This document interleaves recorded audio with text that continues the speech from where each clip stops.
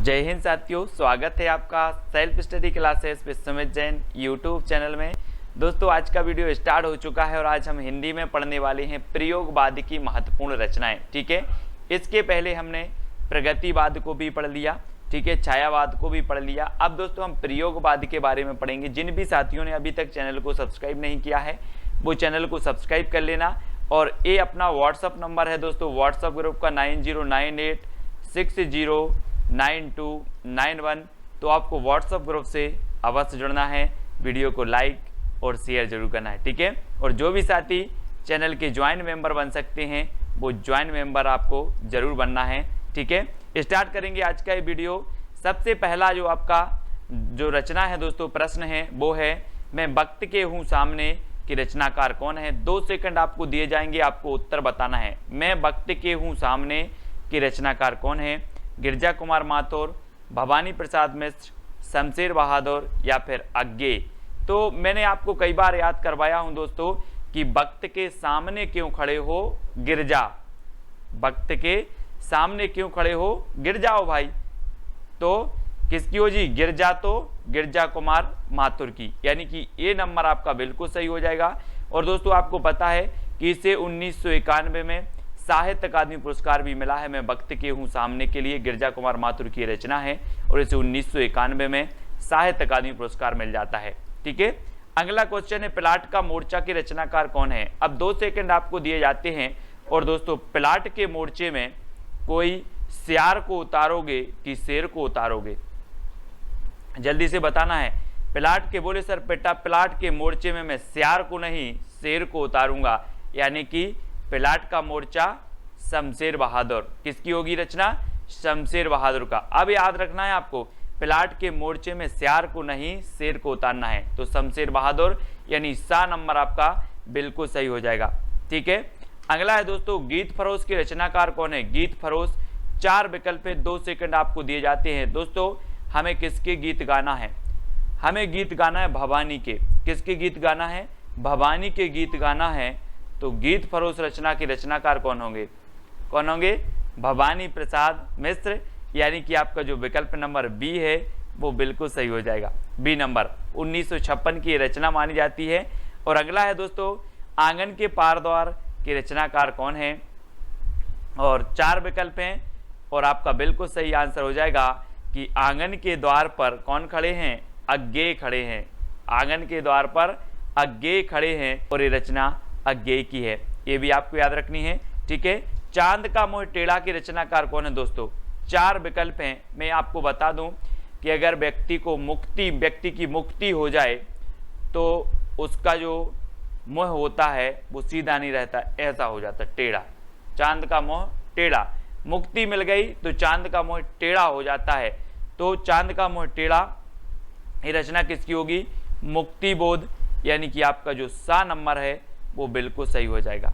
ठीक है, अगला है, ठंडा लोहा की रचनाकार कौन है। ठंडा लोहा, दोस्तों आपको पता है कि लोहा कितना भी गर्म हो, है ना, कितना भी गर्म हो, धर्म के पास आते ही ठंडा हो जाता है ना। लोहा कितना भी गर्म हो, धर्म के पास आते ही क्या हो जाता है, ठंडा हो जाता है लोहा। तो उत्तर आपका सही क्या होगा, धर्मवीर भारती। ये ठंडा लोहा रचना है धर्मवीर भारती, यानी बी नंबर आपका बिल्कुल सही हो जाएगा। ठीक है, काठ की घंटियां की रचनाकार कौन है दोस्तों। काठ की घंटियां, अब 4 विकल्प हैं, गिरजा कुमार माथुर, धर्मवीर भारती, सर्वेश्वर बहादुर, सर्वेश्वर दयाल सक्सेना या फिर अज्ञे। अब एक चीज बताना, काठ की घंटियां यानी कि बहुवचन में शब्द है, घंटियां यानी बहुत सी घंटियां। अब काठ की घंटियां हैं दोस्तों, तो इनका हमें क्या करना पड़ेगा, सर्वे करना पड़ेगा कि कितनी घंटियां हैं। सर्वे करोगे कि ऐसे ही बता दोगे कि 5 हैं कि 10 हैं, पहले काठ की घंटियां का हमें सर्वे करना है। तो काठ की घंटियां के रचनाकार कौन होंगे, सर्वेश्वर दयाल सक्सेना। ठीक है, कुआनो नदी भी इनकी रचना है। ठीक है, ये भी आपको याद रख लेनी है। काठ की घंटियां, जंगल का दर्द भी इन्हीं की रचना है। ठीक है, खूंटियों पर टंगे लोग भी इन्हीं की रचना है, इनको याद रख लेना है। सिर्फ सर्वे आपको याद करना, सर्वे, काठ की घंटियों का सर्वे करना है। बुनी हुई रस्सी के रचनाकार कौन है दोस्तों। आपको पता है दोस्तों, जब आप जाते हो कहाँ, भवानी के मंदिर में जाते हो, भवानी के मंदिर में, तो वहाँ पर इस प्रकार से आपको एक बुनी हुई रस्सी मिलती है है ना, हाथ में बांधने के लिए पचरंगा धागा है, बुनी हुई रस्सी आपको भवानी के दरबार में मिलती है। कहाँ मिलती है? भवानी के दरबार में। बोले सर भवानी के दरबार में तो बुनी हुई रस्सी मिलती है, तो ये बुनी हुई रस्सी के रचनाकार कौन होंगे? भवानी प्रसाद मिश्र, यानी डी नंबर आपका बिल्कुल सही हो जाएगा। ठीक है, अगली है दोस्तों, महावृक्ष के नीचे 1977 के रचनाकार कौन है? गिरजा कुमार माथुर, धर्मवीर भारती, अज्ञेय या फिर भवानी प्रसाद मिश्र। महावृक्ष के नीचे, है ना, हम बोलते नहीं है कि वहां वृक्ष के नीचे कौन सोया है, आप बोलोगे अज्ञेय, पता नहीं। वहां वृक्ष के नीचे, महावृक्ष के नीचे या फिर वहां वृक्ष के नीचे कौन सोया है? अज्ञेय, पता नहीं। अज्ञेय, तो ये अज्ञेय की रचना है, महावृक्ष के नीचे अज्ञेय। ठीक है, सा नंबर आपका बिल्कुल सही हो जाएगा। अगला है, सपना अभी भी के रचनाकार कौन है? 2 सेकंड आपको दिए जाते हैं दोस्तों। सपना अभी भी है काय का? धर्म करने का। सपना अभी भी है धर्म करने का, तो धर्मवीर भारती, यानी उत्तर आपका सही क्या हो जाएगा? विकल्प नंबर बी। ठीक है, आपने पढ़ा होगा दोस्तों, गुनाहों का देवता, सपना अभी भी है, ठंडा लोहा, ये सारी रचनाएं धर्मवीर भारती की हैं, जिनको हमने ट्रैक से कई बार याद करवाया है। खूंटियों पर टंगे लोग, अब दोस्तों एक चीज बताना कि खूंटियों पर टंगे लोगों का हमें क्या करना पड़ेगा? सर्वे करना पड़ेगा, तब हमें पता चलेगा कि खूंटियों पर कितने लोग टंगे हैं। तो खूंटियों पर टंगे लोग का क्या करना है? सर्वे। तो सर्वेश्वर दयाल सक्सेना की ये क्या हो जाएगी? रचना हो जाएगी। ठीक है, अगला है, शिलापंख चमकीली के रचनाकार कौन है? दोस्तों एक पक्षी था, उसने बोला कि मेरे जो शिलापंख थे वो बहुत चमकीले थे, अब क्या हो गए हैं? गिर गए हैं, है ना। आपने जटायु का नाम सुना होगा, बोले मेरे पंख शिला चमकीले थे, अब गिर गए हैं, गिर गए, है ना। तो शिलापंख चमकीले, ये किसकी रचना होगी?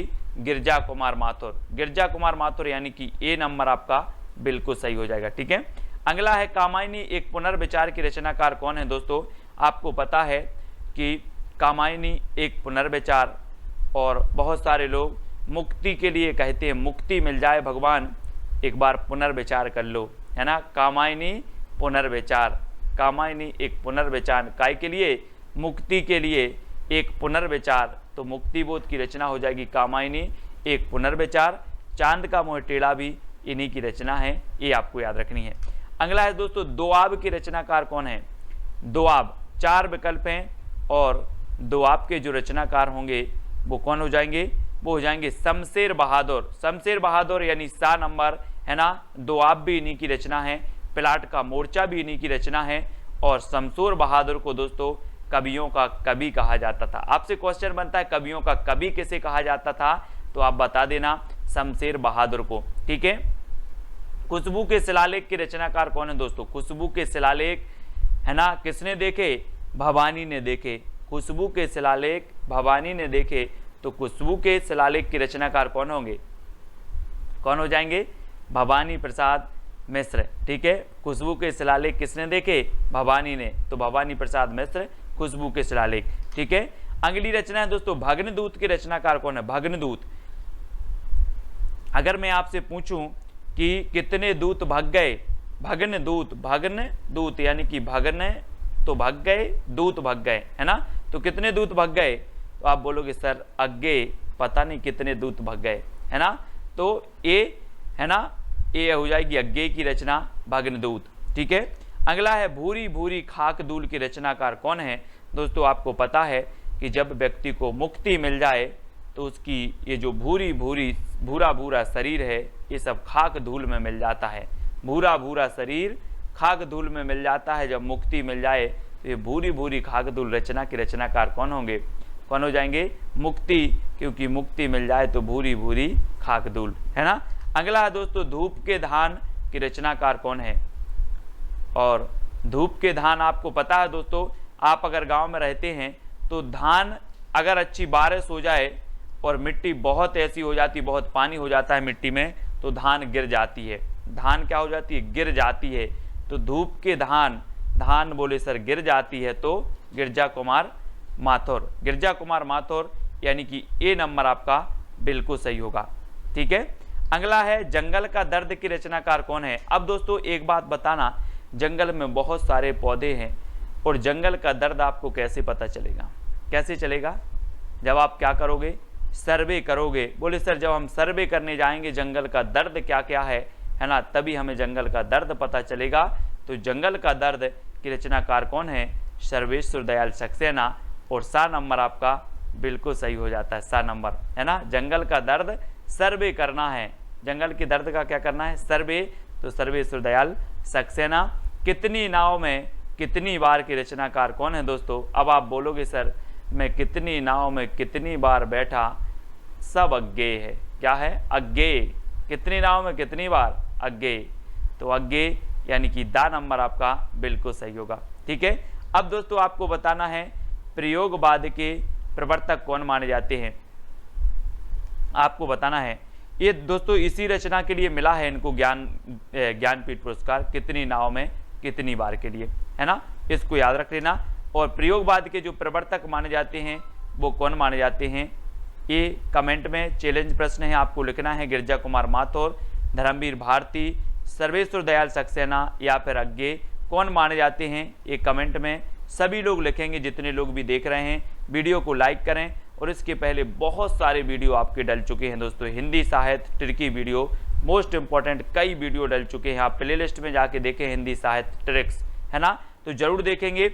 और जो भी साथी अभी तक व्हाट्सएप ग्रुप से नहीं जुड़े हैं उनके लिए 9098609291 ये नंबर है दोस्तों, आप व्हाट्सएप ग्रुप से जुड़ जाएं। ठीक है। साथ ही Telegram group IAS study track.